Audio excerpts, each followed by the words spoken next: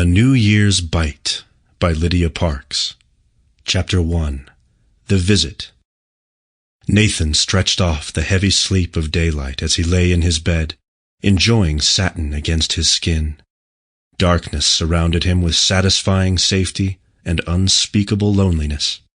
Fighting the latter, he reminded himself that winter solstice was only a day away. Long nights meant plenty of time to enjoy. Nathan jumped at the sudden sound from above. He rolled out of bed and stood in the middle of the basement room, his head turned to focus on the noise. Footsteps on the porch stopped, then started again. When they stopped the second time, he knew the owner of those footsteps stood at his front door. There was a long pause preceding the doorbell. A hesitant visitor. At superhuman speed, Nathan washed and brushed, donned casual clothing, and hurried upstairs.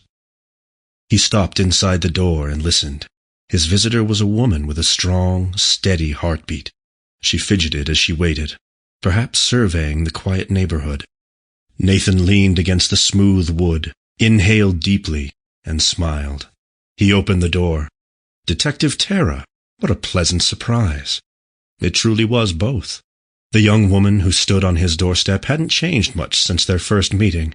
She wore her blonde hair pulled back into a ponytail that curled around her shoulders. Her lean frame looked good in the long coat and dark blue pantsuit, and a blue silk shirt set off her sapphire eyes.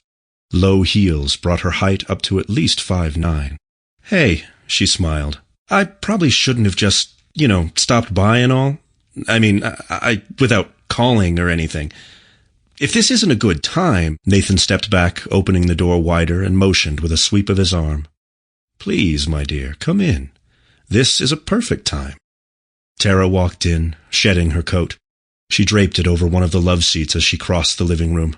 "Did I wake you?" "Not at all." Nathan followed his guest into the dining room and pulled out a chair for her. "I had grown to believe you wished to sever our acquaintance. I'm quite pleased to see that I was mistaken." Terra sat and crossed her legs. "I love it when you talk like that." Nathan started to take a seat across the table, but the devil gnawed at his insides, suggesting he move closer. Terra's sweet scent filled his head with thoughts of seduction and fulfillment, and her heartbeat drowned out all other sound. In less than the blink of an eye, he could be at her side, holding her in his arms, sinking his fangs into her velvety flesh, piercing the pounding vein that drew his gaze to the exposed side of her neck. She would not resist him. She wouldn't have time, even if she were so inclined. Nathan thought back to the first night he'd spent with Terra, when they... Sample complete. Ready to continue?